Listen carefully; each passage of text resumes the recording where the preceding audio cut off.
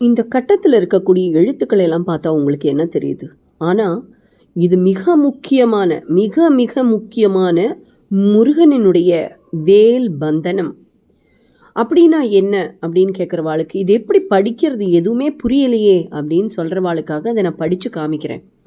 வால வேல விகாரவா வார காமனை நாடிவா வாடி நாடிடுமோ சிவா வாசி மோகன வேலவா. இதை இப்படி தான் படிக்கணும்.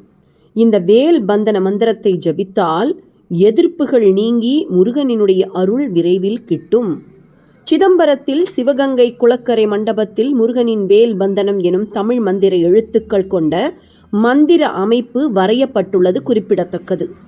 எதிரிகளின் இடத்திற்கு செல்லும்போது காப்பு எனும் கவச்சம் அணிந்து செல்வது போர்முறை. அதேபோல மந்திர காப்பு கவசமாக இந்த வேல் பந்தனம் நம்மை காத்து வெற்றியளிக்கும் என்பது ஐதீகம்.